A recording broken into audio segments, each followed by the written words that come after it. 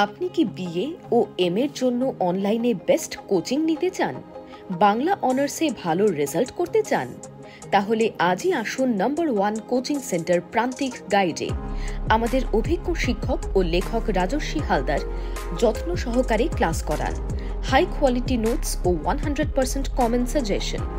এছাড়া আর্টস সমস্ত বিষয়ের অফলাইনে ক্লাস এবং নোটসের ব্যবস্থা রয়েছে। ফোন নম্বর 8101787705 ও 7585043273। ফলো করুন ইউটিউব চ্যানেল প্রান্তিক গাইড। নমস্কার, প্রান্তিক গাইডে সবাইকে শুভেচ্ছা অভিনন্দন।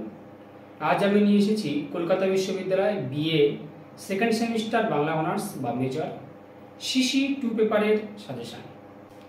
এই পেপারে রয়েছে বর্ণনামূলক ভাষাবিজ্ঞান ও বাংলা ভাষা 1, অর্থাৎ লিঙ্গুইস্টিক বা ভাষাতত্ত্ব পেপার। খুব ডিফিকাল্ট কিন্তু এই পেপারটা। যারা কলকাতা বিশ্ববিদ্যালয় থেকে 2025 সালে second semester Bangla honours final exam দেবে তাদের জন্য লিঙ্গুইস্টিক বা ভাষাতত্ত্ব পেপারের সাজেশনটা দিয়ে দিচ্ছি। তোমাদের প্রথম কাজ হবে নবম এবং দশম শ্রেণী এবং পারলে সপ্তম অষ্টম অর্থাৎ 7, 8, 9, 10 এই ব্যাকরণ বই যদি জোগাড় করতে পারো সবথেকে ভালো কাজ করবে। কারণ আমাকে শিখতে হবে, রুট লেভেল থেকে শিখতে হবে। কারণ আমি পড়াতে গিয়ে দেখেছি এখনও পর্যন্ত হিউজ স্টুডেন্ট এখনও পর্যন্ত দেখা যাচ্ছে সেই রুট লেভেলের ব্যাকরণগুলো পারছে না। ধরো সমাস, প্রত্যয়, কারকেও অনেকের সমস্যা হচ্ছে। বচন লিঙ্গগুলো কোনো সমস্যা হবে না, কিন্তু ক্রিয়ার কাল, প্রত্যয়, সমাস এগুলোতে সমস্যা হবে এবং ধ্বনি পরিবর্তন এইগুলো শিখতে হবে। বুঝা গেছে? শব্দার্থ পরিবর্তনের ধারা, ভাষা উপভাষা রয়েছে, ধ্বনি পরিবর্তন রয়েছে। একটা শব্দ তুলে দেবে, দিয়ে বলবে ধ্বনি পরিবর্তনের কোন রীতি বা এটা কোন শব্দার্থ পরিবর্তনের ধারায় রূপান্তরিত হয়েছে। মানে উৎকর্ষ, অপকর্ষ, অপিনীতি, অবিস্তুতি, স্বরসঙ্গতি, স্বরভক্তি এগুলো রুলস জানতে হবে, নিয়ম জানতে হবে, সিস্টেম জানতে হবে, তাহলে কিন্তু হয়ে যাবে। 15টা শর্ট কোশ্চেন যদি করতে চাও, 15 নাম্বার যদি নিতে চাও শর্ট কোশ্চেনে, তাহলে ব্যাকরণ শিখতে হবে। লিঙ্গ, বচন, কারক, পুরুষ, ক্রিয়ার কাল থেকে সমস্ত কিছু তোমাদের 3টে মডিউলে যা কিছু রয়েছে, যদি 80 থেকে 85% মার্কস পেতে চাও, আমি কিন্তু সবসময় 80%-এর উপর জোর দিই। ওটাকে টার্গেট করতে হবে। এই নাম্বারটাকে যদি তুলতে চাও, এই টার্গেটে যদি পৌঁছতে চাও, এই টার্গেটটাকে রাখো। যদি এই টার্গেটটাকে ফিল আপ করতে চাও, তাহলে ব্যাকরণ তোমাদের শিখতেই হবে, না হলে তোমরা উতরাতে পারবে না, এটা মাথায় রাখবে। তাই ব্যাকরণ অংশটাকে খুব ভালো করে শিখে নাও। নোটস সবাই মুখস্থ করবে কম বেশি। যদি এই পেপারটা খুব ভালো করে নোটস মুখস্থ করতে হবে, কারণ খুব ডিফিকাল্ট একটা পেপার। ভালো করে পড়াশোনা করো, তাহলেই কিন্তু হবে তোমাদের টার্গেটটা ফিল আপ। আমি যেগুলো দেবো শুধুমাত্র সেগুলোই করবে। প্রান্তিক গাইডের suggestion best quality, number 1 suggestion. প্রান্তিক গাইডের সাজেশন ফলো করলে অন্য কোনো সাজেশন ফলো করার প্রয়োজন পড়বে না। তাই তোমরা অবশ্যই চ্যানেলের সঙ্গে থাকবে, সাবস্ক্রাইব করবে, বন্ধুকে শেয়ার করবে এবং কার কি প্রয়োজন অবশ্যই কমেন্টস করে জানাবে। আর যারা প্রান্তিক গাইডে অনলাইন ক্লাস করতে চাও বা নোটস কিনে নিতে চাও, তারা অবশ্যই স্ক্রিনে দেওয়া নাম্বার যোগাযোগ করবে, সমস্ত কিছু হেল্প পেয়ে যাবে। ভালো রেজাল্ট করতে গেলে এবং পাস করতে গেলে প্রান্তিক গাইড তোমাদের কাছে best choice and first choice. আমার কাছে 80 থেকে 85% মার্কস পায় স্টুডেন্ট, 80 থেকে 85%। আমার প্রত্যেকটা ভিডিও দেখেছো আমি কিন্তু টার্গেট দিই 80%-এর, তার নিচে টার্গেট দিই না। 80%-এর টার্গেটটাকে ফিল আপ করতেই হবে।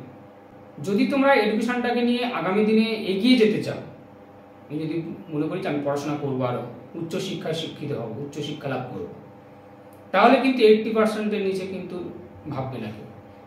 তাতে সে 70 হোক, 75 হোক না কেন। আর তোমরা 75 মিনিমাম যদি 75 না পাও, তাহলে কিন্তু রিসার্চটা করতে পারবে না, অর্থাৎ 4 বছরে আর নিয়ে যেতে পারবে না। বিলো 75 পেলে কিন্তু রিসার্চ করতে পারবে না। এটা কিন্তু তোমাদের কাছে একটা গ্রেট অপরচুনিটি, কারণ তোমরাই কিন্তু গ্র্যাজুয়েশন করার পর, গ্র্যাজুয়েশন করার সাথে সাথেই কিন্তু এরপরে তোমরা রিসার্চ করতে পারছো, এখানে রিসার্চ করতে পারবে এবং তোমরা পরবর্তীকালে পিএইচডিটা করে নিতে পারবে।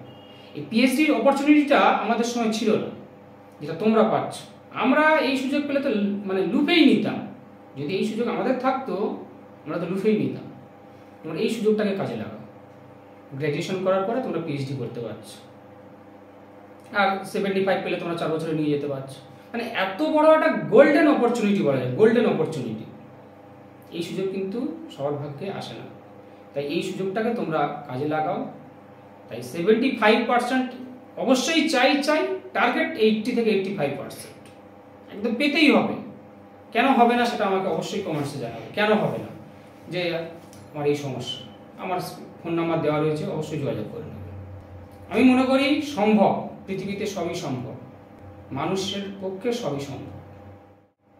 তাহলে বর্ণনামূলক ভাষাবিজ্ঞান অর্থাৎ লিঙ্গুইস্টিক পেপার থেকে আমি দিয়ে দিচ্ছি সাজেশনগুলো। 15, 5, 1 একের জন্য আমি ভিডিও দেব, চিন্তা নেই। তাও বলছি তোমরা কিন্তু প্র্যাকটিস করবে, অভ্যাস করবে, ঠিক আছে। আর নোটস তোমরা যার কাছে যা আছে, এই পেপারের উপর আমার একটা বই রয়েছে, কিরণ প্রকাশনী থেকে কিনে নেবে। নাহলে যদি নোটস নিয়ে নিতে চাও স্ক্রিনে দেওয়া নাম্বার যোগাযোগ করবে, পেয়ে যাবে। আমি দিয়ে দিচ্ছি মডিউল 1 থেকে 15 নম্বরের জন্য। আরও একটা কথা হচ্ছে, তোমরা লাস্ট মিনিট ফাইনাল সাজেশন, প্রান্তিক গাইডের last minute final suggestion follow করতে কেউ মিস করবে না। তোমাদের সিনিয়র যারা আগে দাদা দিদি বা পরিচিত কেউ যদি বাংলা অনার্সে কমপ্লিট করে থাকে বা করছে এখনো পর্যন্ত, তাদের সঙ্গে কথা বলে নিই যে প্রান্তিক গাইডের সাজেশন এবং রেজাল্টের কথাটা। আমি রেজাল্ট একদিন দেখিয়ে দেবো, চিন্তা নেই। মডিউল 1 থেকে তোমরা 15 নম্বরের জন্য লিখে নেবে, উদাহরণসহ ধ্বনি, বর্ণ ও অক্ষরের পারস্পরিক সম্পর্ক নির্ণয় করো। ধ্বনি, বর্ণ ও অক্ষরের পারস্পরিক সম্পর্ক নির্ণয় করো। হয়েছে? পরের প্রশ্ন, উচ্চারণ স্থান অনুযায়ী বাংলা স্বরধ্বনিগুলির পরিচয় দাও। উচ্চারণ স্থান অনুযায়ী বাংলা স্বরধ্বনিগুলির পরিচয় দাও, অথবা উচ্চারণ স্থান অনুযায়ী বাংলা স্বরধ্বনির বর্গীকরণ করো। একই কোশ্চেন, স্বরধ্বনির বর্গীকরণ। খুব ভালো প্রশ্ন বলছো, আগে বুঝতে বলবে। এটা লাস্ট মিনিট ফাইনাল সাজেশনে এটাই আসবে। উচ্চারণ স্থান অনুযায়ী বাংলা স্বরধ্বনিগুলির বর্গীকরণ করো। পরের প্রশ্ন, বাগধ্বনি কি? বিভাজ্য ধ্বনির দুটি প্রধান শ্রেণীর নাম করো। ব্যঞ্জন ধ্বনির উচ্চারণ স্থানগুলির নামগুলির পরিচয় দাও। রিপিট করছি, বাগধ্বনি কি? বিভাজ্য ধ্বনির দুটি প্রধান শ্রেণীর নাম উল্লেখ করো। ব্যঞ্জন ধ্বনির উচ্চারণ স্থানগুলির নামগুলির পরিচয় দাও। হয়েছে? পরের প্রশ্ন হচ্ছে, বাংলা শব্দভাণ্ডারকে কয়টি শ্রেণীতে ভাগ করা যায়? যে কোনো একটি বিভাগ সম্পর্কে আলোচনা করো। বাংলা শব্দভাণ্ডারকে কয়টি শ্রেণীতে ভাগ করা যায়? যে কোনো একটি বিভাগ সম্পর্কে আলোচনা করো, অথবা বাংলা ভাষার শব্দভাণ্ডারে কি ধরনের শব্দ ব্যবহৃত হয়েছে? এটা হচ্ছে তৎসম, তদ্ভব, অর্ধতৎসম, এই সমস্ত শব্দগুলো ব্যবহার হয়েছে বা সে সম্পর্কে। বাংলা ভাষার শব্দভাণ্ডারে কি ধরনের শব্দ ব্যবহৃত হয়েছে উদাহরণ সহ আলোচনা করো। এই কটা হচ্ছে 15 নম্বর জন্য মডিউল 1 থেকে। আমি কমিয়ে দেবো, লাস্ট মিনিট ফাইনাল সাজেশন তো দেবো, কমিয়ে দেবো, চিন্তা নেই। এবারে মডিউল 2 তে যাব। মডিউল 2 থেকে করবে তোমরা শব্দার্থ পরিবর্তনের মূল ধারা কয়টি, কি কি। খুব ভালো করে কিন্তু ব্যাকরণগুলো প্র্যাকটিস করবে, এটা বলে রাখছি। শব্দার্থ পরিবর্তনের মূল ধারা কয়টি, কি কি, তাদের পরিচয় দাও। ধ্বনি পরিবর্তন কাকে বলে? যে কোনো 4টি সূত্র সম্পর্কে উদাহরণ সহ আলোচনা করো। ধ্বনি পরিবর্তন কাকে বলে? যে কোনো 4টি সূত্র সম্পর্কে উদাহরণ সহ আলোচনা করো। হয়েছে? পরের প্রশ্ন হচ্ছে, উপভাষা কাকে বলে? শ্রেণী বিভাগ করো। বঙ্গালী ও বরেন্দ্রী উপভাষা ধ্বনিতাত্ত্বিক রূপতাত্ত্বিক বৈশিষ্ট্য আলোচনা করো। এটা বলে রাখছি, শোনো। যদি বলে, আমি তো মেনশন করলাম ধ্বনিতাত্ত্বিক রূপতাত্ত্বিক বলে, কোশ্চেনে কিন্তু মেনশন করবে না অনেক সময়। মেনশন করলে তো খুব ভালো, মেনশন করতেই পারে, কিন্তু মেনশন না করলে ধ্বনিতাত্ত্বিক রূপতাত্ত্বিক দিতেই হবে। 15 নম্বর তো, 6টা ধ্বনিতাত্ত্বিক, 6টা রূপতাত্ত্বিক, বা 7টা করে দাও, 7টা করে দিয়ে দিবে। 7টা ধ্বনিতাত্ত্বিক বৈশিষ্ট্য আর 7টা রূপতাত্ত্বিক বৈশিষ্ট্য। ভাষা কাকে বলে? উপভাষা কাকে বলে? উপভাষা এবং ভাষার মধ্যে পার্থক্য বা সম্পর্ক, এটা বলে রাখবে, এটা আবার 5এও আসতে পারে। আর 5টা যে উপভাষা রয়েছে, সেই 5টা উপভাষা সবকটা মুখস্থ করবে, কারণ 5-এ এসে যায়। বুঝা গেছে? 5-এ এসে যায়, তাই অবশ্যই কিন্তু ভাষা উপভাষা ভালো করে মুখস্থ করবে। আর ধ্বনিতাত্ত্বিক রূপতাত্ত্বিক যদি শুধুমাত্র বৈশিষ্ট্য বলে, তাহলে 15 নম্বর 7টা ধ্বনিতাত্ত্বিক বৈশিষ্ট্য, 7টা রূপতাত্ত্বিক বৈশিষ্ট্য, অন্তত 6টা দিতেই হবে, মিনিমাম 6টা। 6টা বৈশিষ্ট্য ধ্বনিতাত্ত্বিক, 6টা বা 7টা রূপতাত্ত্বিক, 6টা বা 7টা। ক্লিয়ার?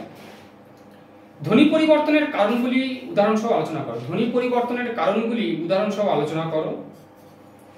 শব্দার্থ পরিবর্তনের কারণগুলি আলোচনা করো। শব্দার্থ পরিবর্তনের কারণগুলি উদাহরণ সহ আলোচনা করো। তাহলে শব্দার্থ পরিবর্তনের মূল ধারা কয়টি, কি কি, তাদের পরিচয় দাও। ধ্বনি পরিবর্তন কাকে বলে? যে কোনো 4টি সূত্র সম্পর্কে উদাহরণ সহ আলোচনা করো। পরের প্রশ্ন হচ্ছে, উপভাষা কাকে বলে? শ্রেণী বিভাগ। বঙ্গালী ও বরেন্দ্রী উপভাষা ধ্বনিতাত্ত্বিক বৈশিষ্ট্য, রূপতাত্ত্বিক বৈশিষ্ট্য। আমি মেনশন করলাম বঙ্গালী, বরেন্দ্রী, আর রাঢ়িও এসে যায় অনেক সময়, রাঢ়ি তো 5-এর জন্য হয়তো এসে গেল। নরি 5টাই করে দেবো, বঙ্গালী আর বরেন্দ্রীটা দিলাম আমি, বঙ্গালী আর বরেন্দ্রী। ধ্বনি পরিবর্তনের কারণগুলি উদাহরণ সহ আলোচনা করো, শব্দার্থ পরিবর্তনের কারণগুলি উদাহরণ সহ আলোচনা করো। এগুলো দিয়ে দিলাম, আপাতত এগুলো পড়াশোনা করো। পরবর্তী ভিডিওতে আমি মডিউল 3 থেকে দেব এবং 5 নাম্বারগুলো দিয়ে দেবো, মডিউল 3 এবং 5। মডিউল 3টা তুলনামূলক সহজ, কারণ তোমাদের অনেকটা জানা, কিন্তু 1 নাম্বারের জন্য ভালো করে অভ্যাস করতে হবে, প্র্যাকটিস করতে হবে। সে 3টে মডিউল, 5গুলো আমি পরবর্তী দিয়ে দেবো, চিন্তা নেই, চ্যানেলের সঙ্গে থাকো, সমস্ত কিছু পেয়ে যাবে। আর যারা ক্লাস করতে চাও অনলাইনে এবং নোটস কিনে নিতে চাও, স্ক্রিনে দেওয়া নাম্বার যোগাযোগ করবে, সমস্ত কিছু হেল্প পেয়ে যাবে।